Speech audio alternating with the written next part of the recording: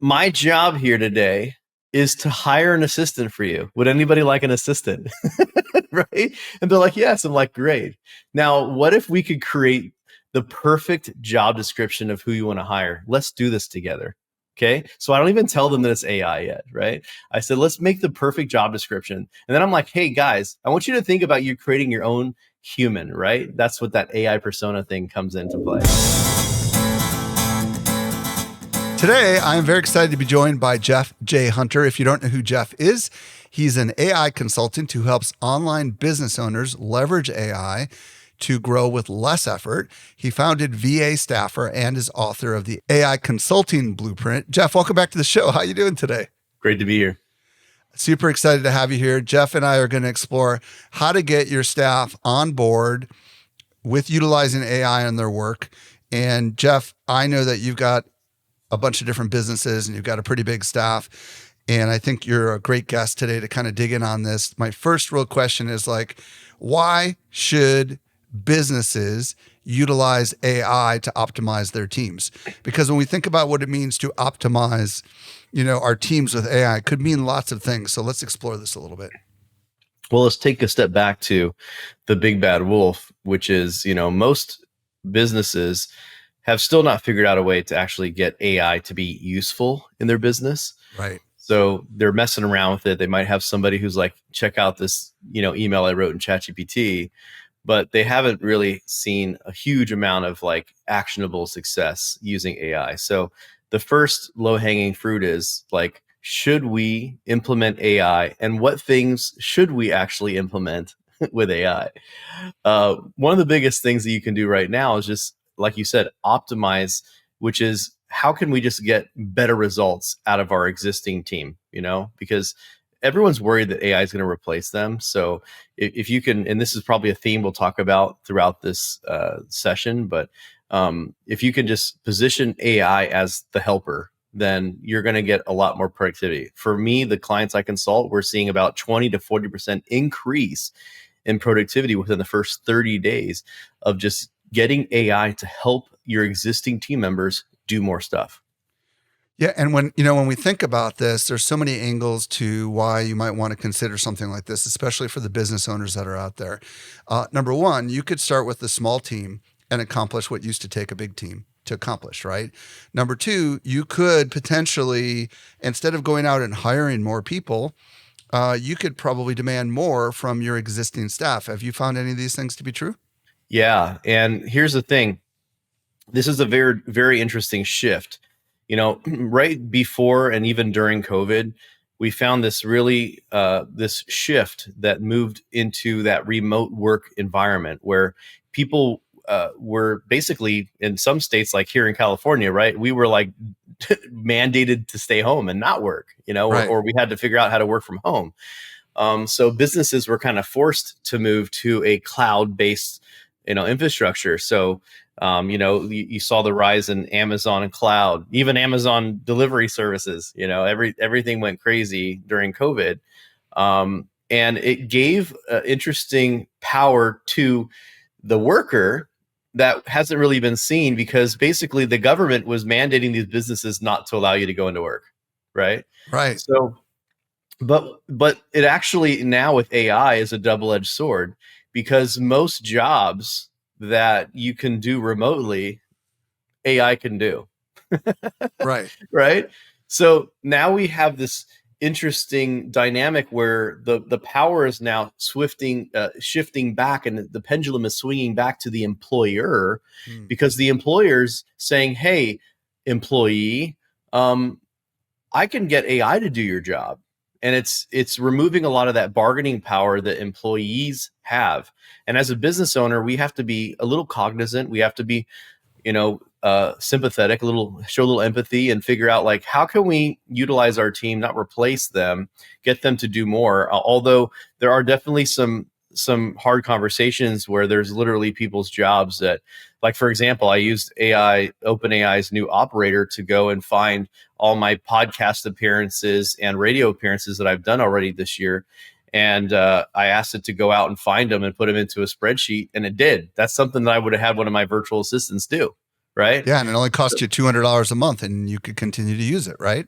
Right. And the matter of fact, it's so funny. I'm at the point now to where, like, as I'm doing stuff, right, like I'm just doing my job, I have a dual monitor display. My second monitor is literally has operator up doing stuff while I'm working on something else. And once in a while, operator will ask me, "Hey, do you want me to do this? Or can I have your permission to do that? Or can you log me in so I can do this?" And I'm like, "Sure." And I take over, I log into my LinkedIn account or whatever. I go ahead and let it have access, and it just goes and does its thing. And like, that's pretty much where the future is going. And you have to really get your team to buy in on that and realize that there are lots of things that the AI can do better than them, you know, just how Yeah, it is. or if not better than them, at least it can do most of the work, right? So you don't need to spend as much money.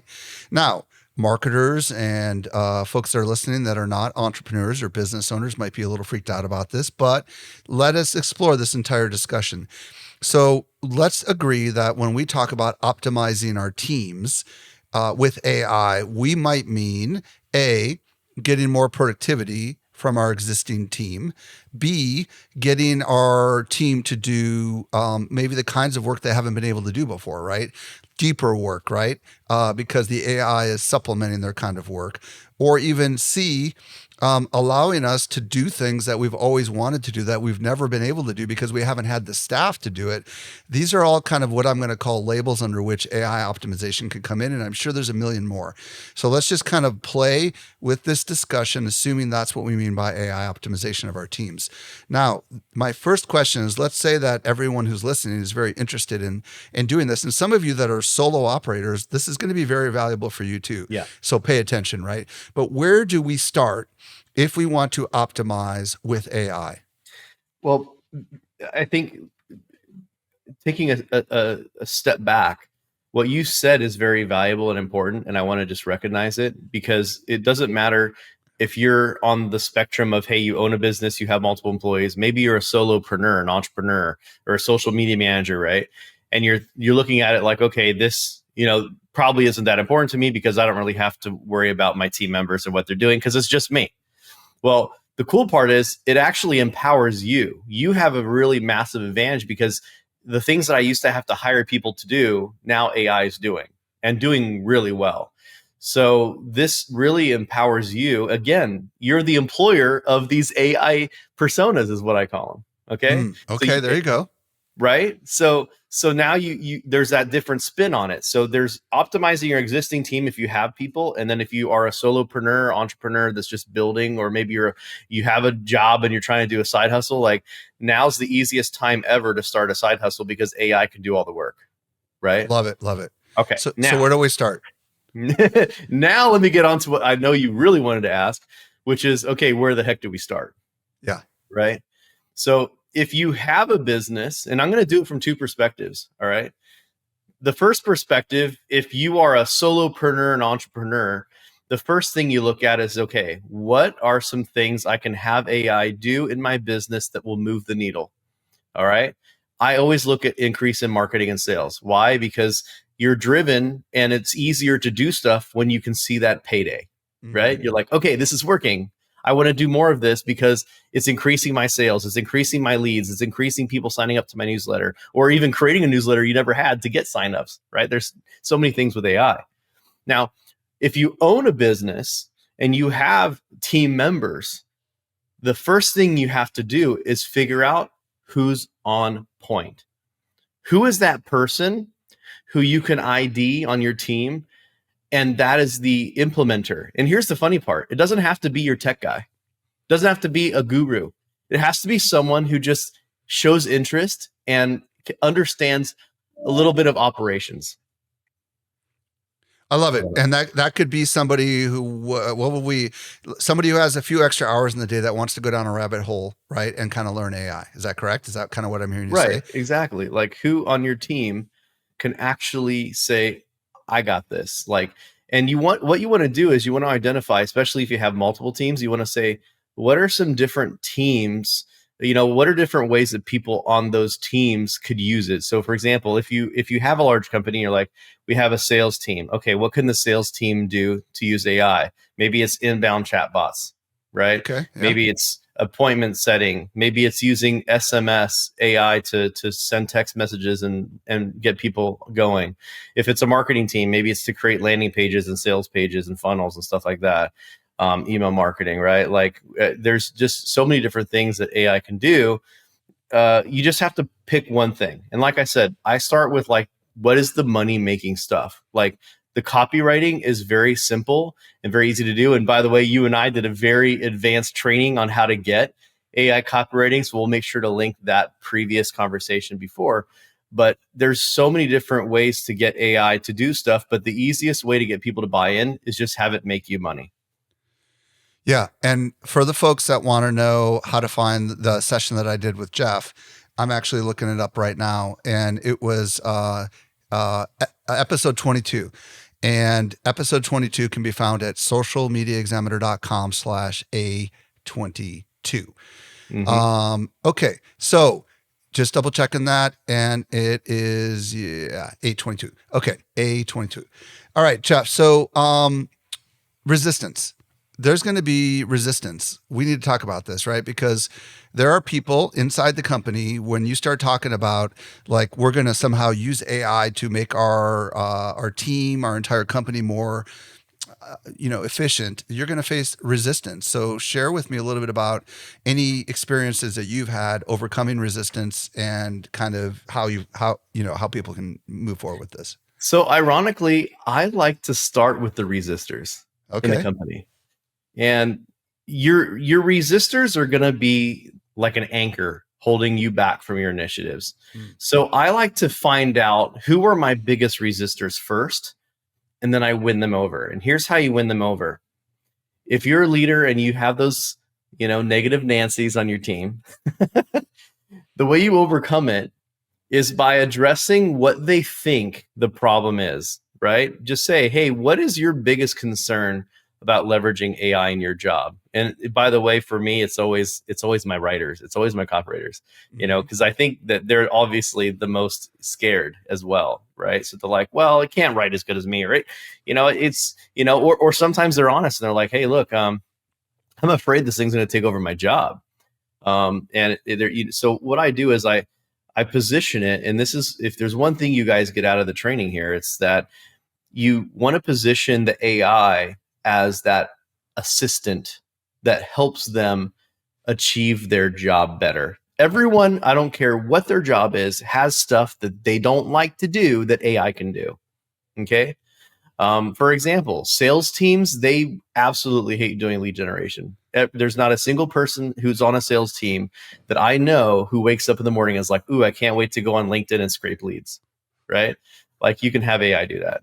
There's so many different things you can do. So you position it as, hey, we're going to create, and I even kind of joke with my team because I have some of those too. I have some resistors. They have some last holdouts, like the Alamo here. And I just said, hey, look, what if we created an assistant that, what do you hate about your job? Ask that question. What is it? What is some stuff you just don't like about your job? And then see if you can come up with an AI to do that.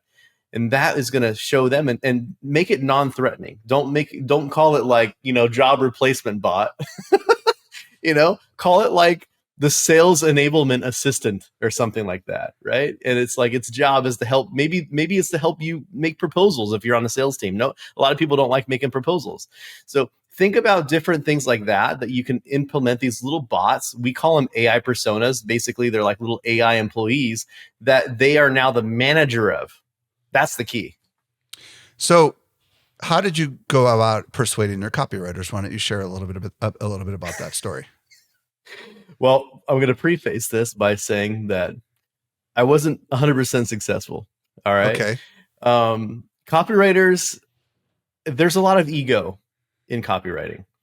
And even for myself, I've gotten my AI copywriter is so good because, see, I've written over 20,000 pieces of content over the past 10 years as a marketer and copywriter. I have them all saved in a spreadsheet. And I've written some really good ones. We call them bangers. That's what the kids call. That's what my 12-year-old calls it, a banger. And I've written some pretty bad ones that didn't perform well. But See, I fed my AI with only the top 200 top performing content I've ever written over all time. So it only knows how to write good. So let me relay that to what that means and how that circle it back to my copywriting team. When I trained my AI on how to write like me, okay, and I am the lead copywriter on my team. So, suffice to say, I do believe genuinely with my own ego that I'm the best writer on my team. Okay. I'm open to be challenged. By the way, I can't wait for my team to be better than me. But what happened was last year, out of hundreds and hundreds, if not thousands of social media content and emails that I've written myself personally, my AI copywriter outperformed me. When I brought this information to the team, I kind of said, okay, guys, we have to reposition ourselves. Look, like the day of just paying you $150 per blog or $500 per sales page or whatever is like, that's changed because now I can use AI to write that in 10 minutes. It used to take 3-4 hours to write a really good sales page. Now it takes 10-20 minutes, right? And that includes the editing. Like that's crazy, right? So now I have to pay them a little bit differently. I'm like, look, I know that how much easier it is to do your job. So I'm good. So there's only a couple of different ways you can do this, Michael. One, you either have to change how much output you expect from the person, right? Which to me is the fairest, right? If they used to be able to do 4 internet, if it took, they could do 2 things a day, and now that that AI tool can do 5 of them in an hour, then I expect you to do, be reasonable, 20 pieces a day. I don't know, right? Like you should be able to just knock stuff out now. But the other option is you have them work less. It doesn't take you as much time. You have some time freedom, right? But obviously you're not getting paid the same. I mean, there's definite things here. Now, or you can switch to a completely results-based pay where you just come up with what it's worth to you and say, hey, here's how much it's worth. You're paying X amount and we go with it. So by the way, that's why I was unsuccessful. Okay. It's because I came to the team, I presented this, I even gave them multiple options on how we can pay them moving forward. And 3 of them scoffed and said, oh, I'm better than the AI. The AI can never do better than me. And then I had 2 of my copywriters that embraced the AI and they started writing all my copy and all of their copy too. And yeah, they took over all the work, right? Exactly. My 2 people are now doing the work of 5. And by the way, they're still light. Like I got to find more projects for them to do. Like I just had them do more projects yesterday. Whenever they have free time, I'm like, okay, make some lead magnets, get ahead on our email newsletters, like that's how we do. So, well, and I like this, and we should talk about this because this requires a little bit of exploration. So this is what's going to happen with anyone who's listening who has full-time staff or hourly staff or contractors, right? Where you pay them per project or by the hour. You're going to have to reset expectations because the truth of the matter is that we can go out there and find people that are leveraging AI that will do it for less money and have a higher quality. So this is going to require a reset of expectations, right, Jeff? You're just going to have to have Here's something I'm going to leave you with too, Michael. And, and it's, I almost feel bad saying this, because first off, it's not a good look as a CEO to say, hey guys, I'm able to do all this stuff now. And I was able to fire all my staff. Right. It's not a good look. Like this is not the time to be the anti-human CEO. Okay. I want to repeat that. The anti-human CEO is not cool. Right. So what you got to do is you have to give an opportunity to your people to figure out how to augment their job to create more value. Right. And it is what it is, because I'm going to give you an example here that's mind blowing. My own assistant from the Philippines, she's worked with me for 3 years now. She's never written a newsletter in her life. She's never been to marketing training. She's never been a copywriter. She literally just answers my emails, text messages people back, sets my appointments. You've met her, Jackie. She's the one who coordinated this call.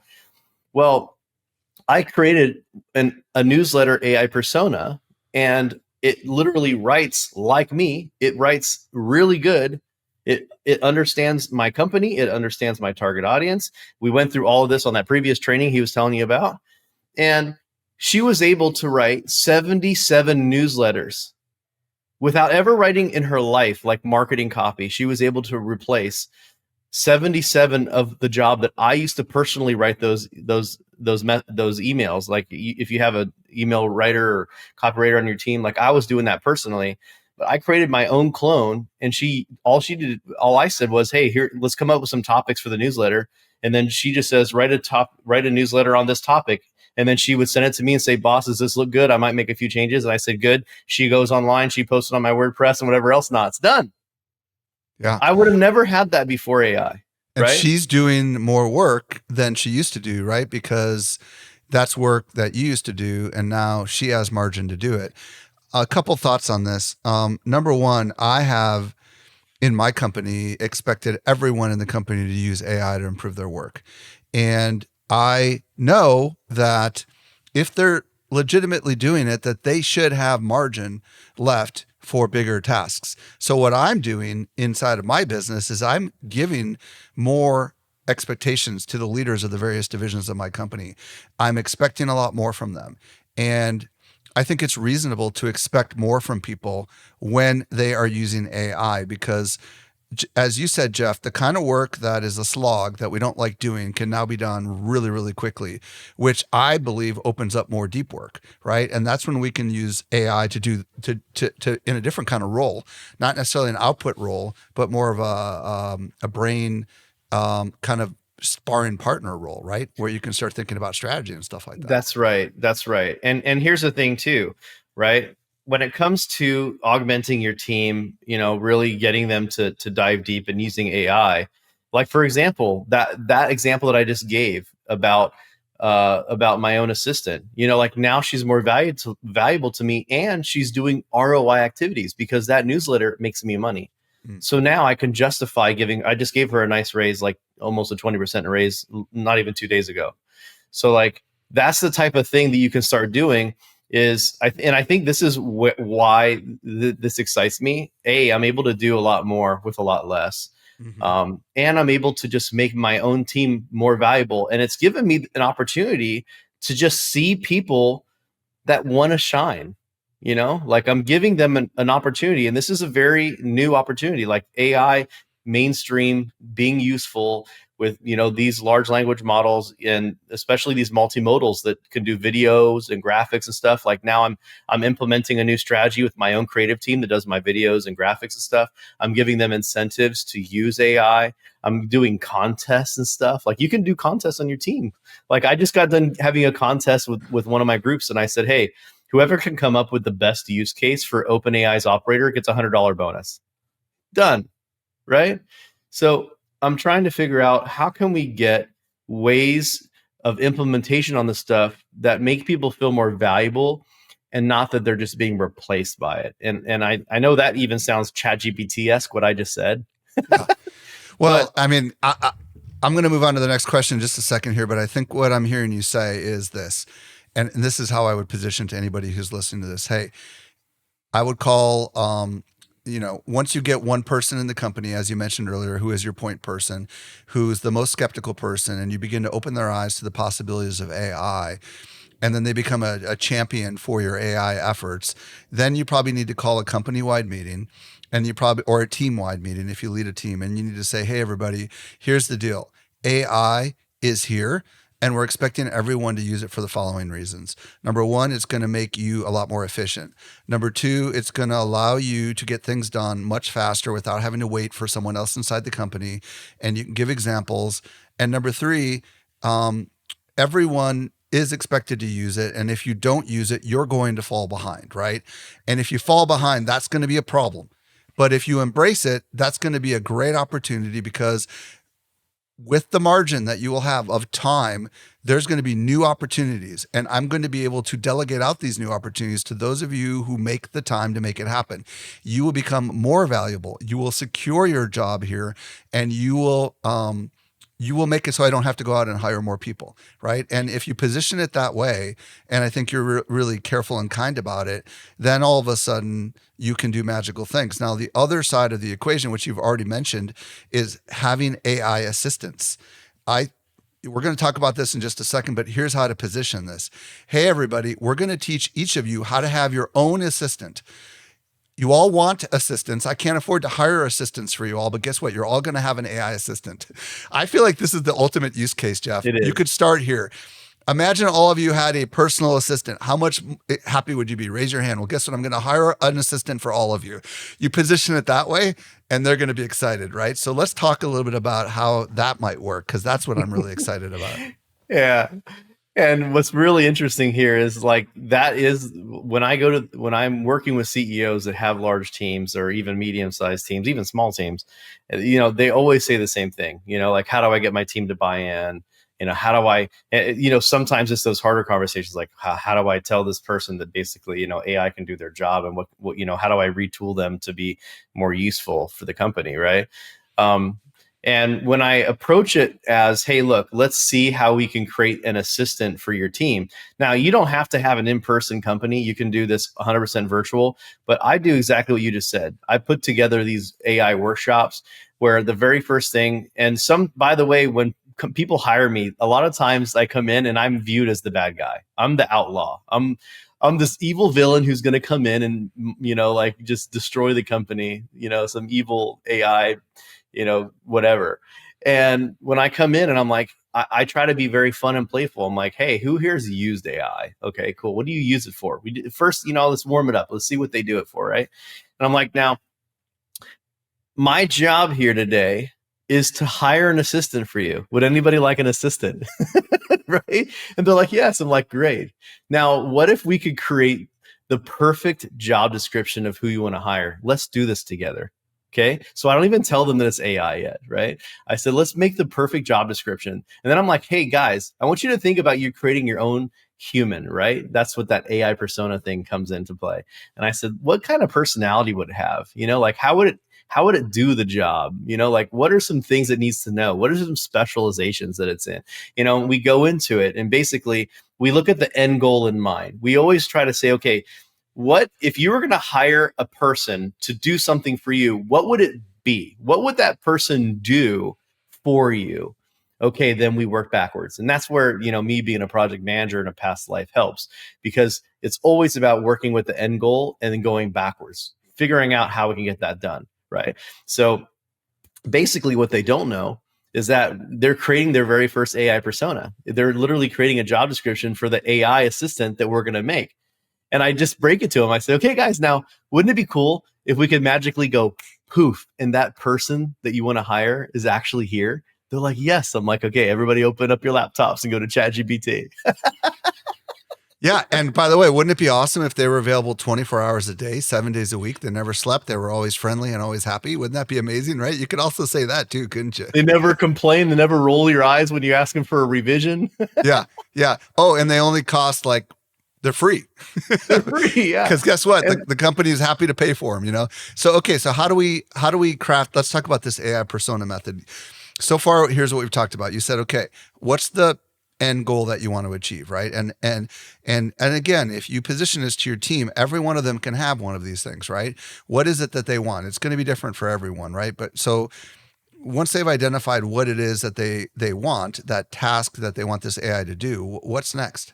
let's use that newsletter example. All right. Okay. We'll just to make it simple, let's just say that you have a copywriter or a marketing team, and one of their responsibilities is a newsletter, and they hate doing the newsletter. All right. They would rather run ads or do something else. And they hate doing that newsletter. It's a burden. Well, the thing I don't like about my job, Jeff, is that you make me do this newsletter every day. And honestly, I hate every day I have to wake up and I have to figure out like what I'm going to write the newsletter on. And we put together, I said, okay, great. So we want to build a newsletter. What does a newsletter need to have, right? You see that one step behind. Let's look at the newsletters you've got now. Well, I already have a bunch of newsletters I've written. Great. You know what we call that? Training data, right? So you already have all these newsletters you've written in the past. Great. If you don't have training data, you know what I do right now? I subscribe to all of my favorite people's newsletters and boom, training data. Okay. Yeah. Right. So just we're clear, training data could be anything, right? So whatever the task is, if there is, if you've already got them in Google Docs or Word Docs or PDFs or even in your inbox of great examples, that is what you refer to as training data. What do we That's do with right. that training data? Marketing emails, newsletters, sales pages, sales proposals, Right. pictures of you, right? If you want to use it for Flex Laura, like there's so many different things that, and this is what's really cool. Like right now, and this is a really important step, that one point person on your team, whether that's you as a solopreneur, entrepreneur, or it's that person on your team who's going to be that kind of AI champion, definitely in the very beginning, at least, I would say 50% of the job is just collecting data from people. It's collecting data, getting all the useful things, all the emails you've sent to people, proposals, like everything that you can collect that you've done. And that can be your starting point to train the AI on how to do its job. Okay. So there's really, let's just say, 6 main components to building what I call an AI persona. Number one is you have to think about what you actually want it to do. That's that specialization, right?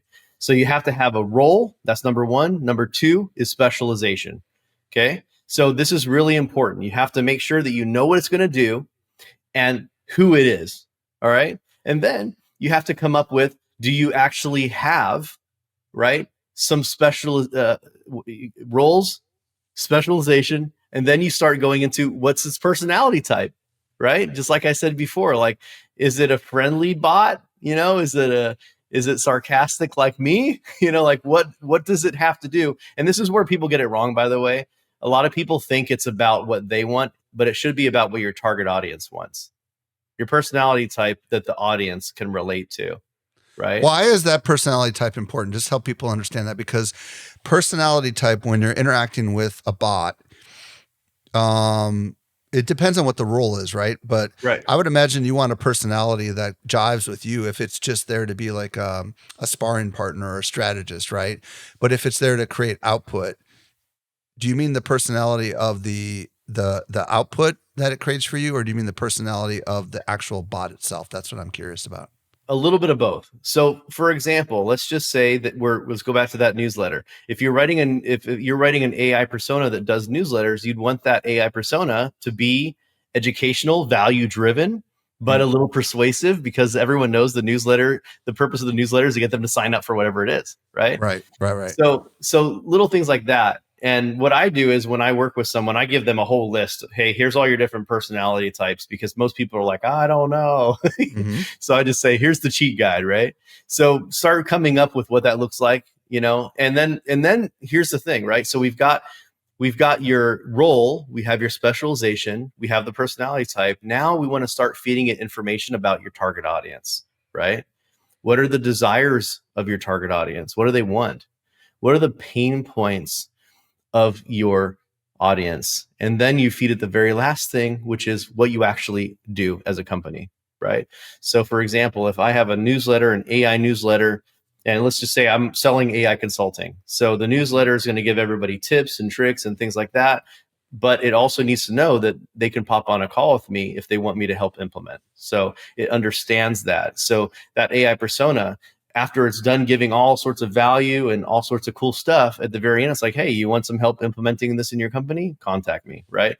So that is really a full spectrum of what you need in drafting out that job description, right, of what we call the AI persona. And if you can get that for multiple roles, by the way, here's a little hack. If you're using what I call the AI persona method, every single one of your chats, whether it's in ChatGPT or Claude or Meta or whatever you're using, DeepSeek, that's the new thing, right? I don't know if you've seen Grok 3 is pretty awesome. So whatever it is you're using, each one of these chat conversations, I treat them like a person. I rename them as a person, an actual AI persona. So I'll have like, here's the Jeff's AI newsletter AI persona. Here's the AI. Here's the contract writer AI persona. Here is my social media marketer AI persona. Right. So I treat each of them as a person because they have different goals, they have different needs, specializations.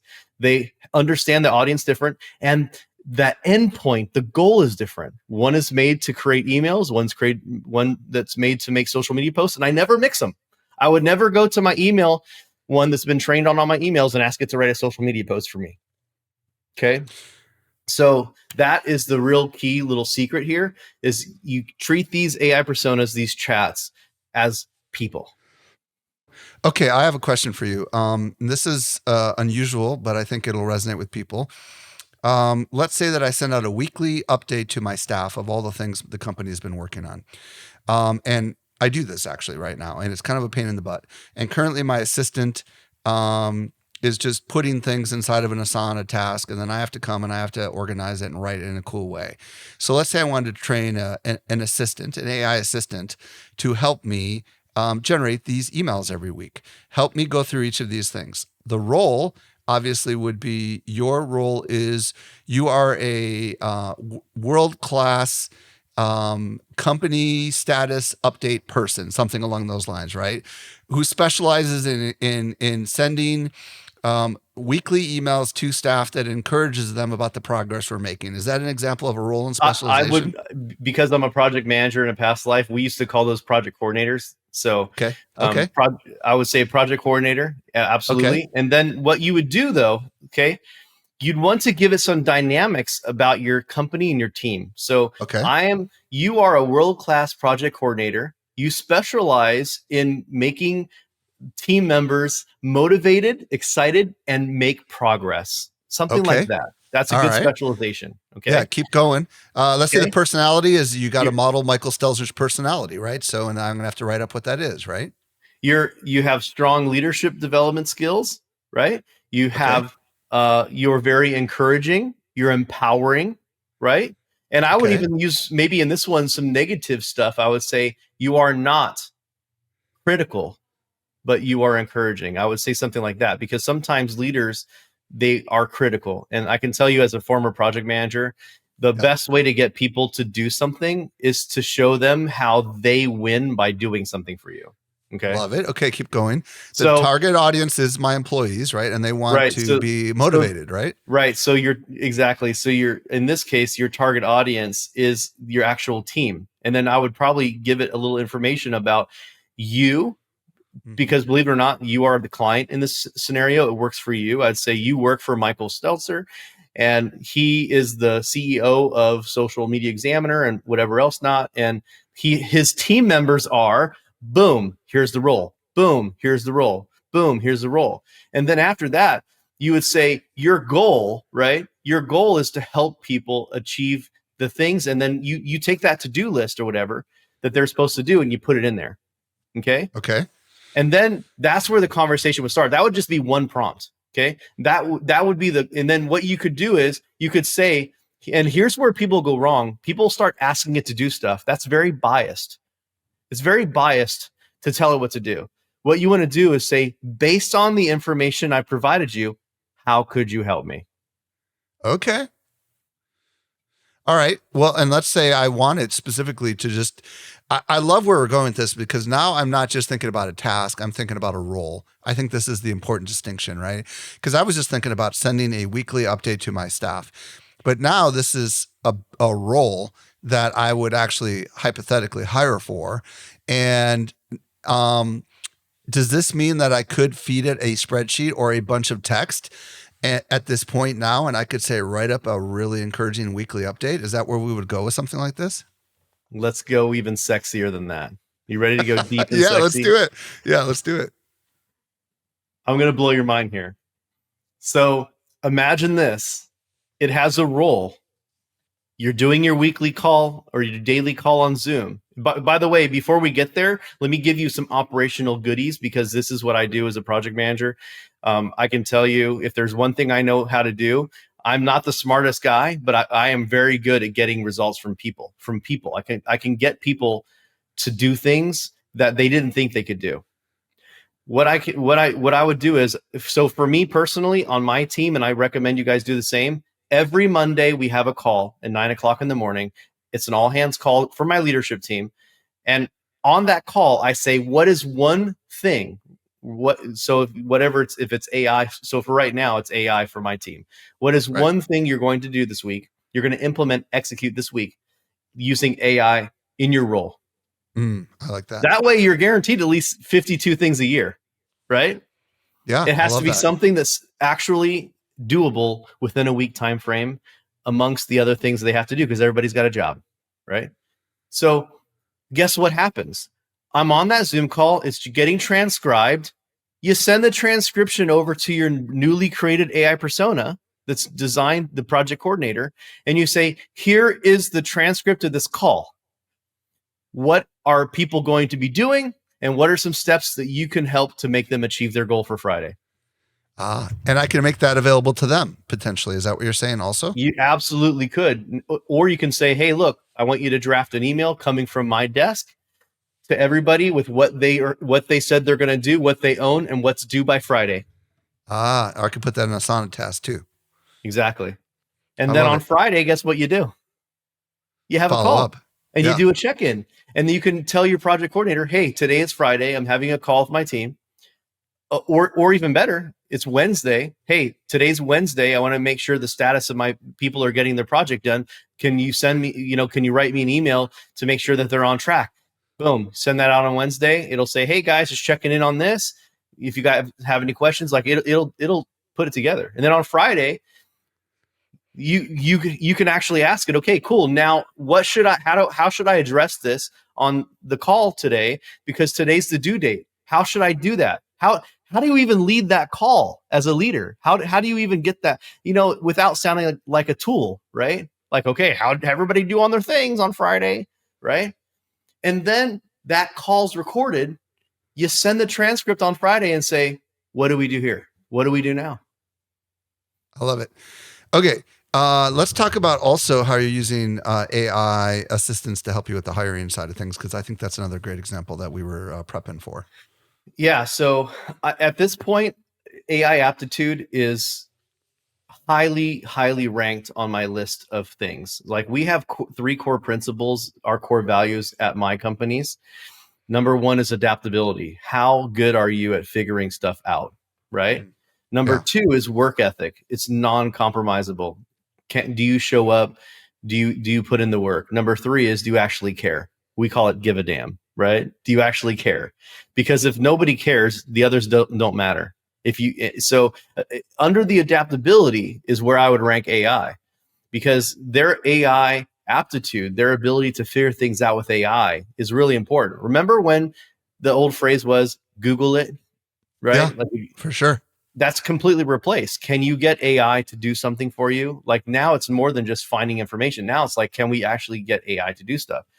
So in our interview, before we even get to an interview, we have a screening process now to where all of our people have to take an AI aptitude test. We actually give them 2 assignments to do. One is creating some social media content. The other one is doing some research. And we give them, and of course, that is all free to do in ChatGPT, right? Right. So there's no excuse. We give them very limited instructions. We ask them what we want them to do. We give them very limited instructions, and then we give them the link to ChatGPT to figure it out. And then we ask them to email us. Technically, they paste in their application, they paste the results, and they paste the link to the ChatGPT so we can see their reasoning. We can see what they type in to find out if they are actually able to figure things out. And I'll tell you, I think that's tells you a lot about somebody. Yeah, that's the most important part, asking for the link. Because if they just did it in one prompt and they got it done in 60 seconds, they're not really actually, like they don't really understand what they're doing. But if they kept working with it and the thread has got a lot of iterations in it, that's going to show you that they understand it a little bit, right? So what are you looking for when you're looking at those links, just out of curiosity? So we are not so worried about how good the result is. What we are looking for is, do they have the capacity and aptitude to look at it and try to figure it out, right? Because we know the people that apply for us are not social media copywriters. They're not blog writers and stuff, right?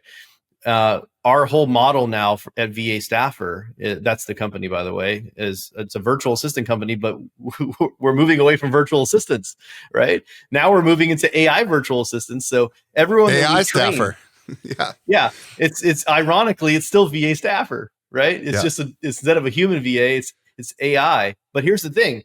We're training the workforce of the future. We're training people that can actually operate these AI tools for our clients. That's what we're doing, right? So it's important for us to see if they have the know-how, or at least the ability to figure out how to try to get a result. So, for example, we give them some social media posts to mimic, and we see if they figure out how to get AI to imitate it. We're just trying to see what their thinking process is. It does take a little bit more time to review the applications. It's a manual process because we want to look and see what the results are from ChatGPT, right? But I will tell you, it screens a lot of people out that just wouldn't even have a clue, right? So I think right now, if you don't have some sort of an AI aptitude test on your screening, you're doing yourself a disservice, because I think that that's going to be one of the most, if not the most important skill of any team member moving forward, is can they figure out how to use AI to do their job better? We started today with identifying a point person inside the company who is able to utilize AI and perhaps start with the skeptic to win them over. And then what we started to do was we talked about, all right, some of the challenges that you're going to face, right? Getting your staff on board with AI. And we spent a lot of time on that. But where I got excited is really when we started talking about everyone having their own AI assistant, and we went through these couple of examples. In your case, the copywriter; in my case, the maybe project assistant. And then what we did was we got into some of these goals, right? Where like, hey, you should challenge your staff to use AI and then follow up with them at the end of the week. And by the way, you can have your AI help out with this. And then the last part of this is like, hey, when you're starting to staff real people, because you're still going to need humans, we need to have a sense that they actually understand how to use these tools.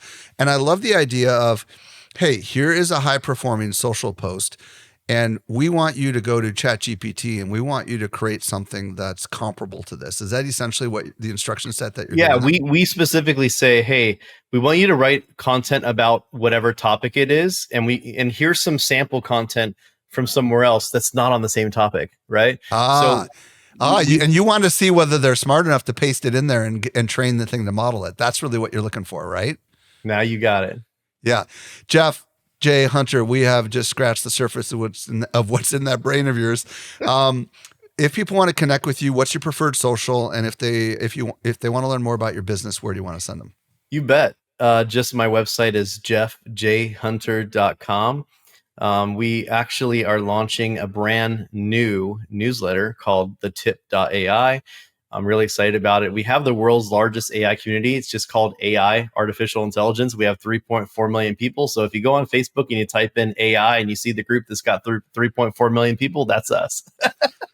Awesome. Jeff, thank you again for coming on the show today. Thank you.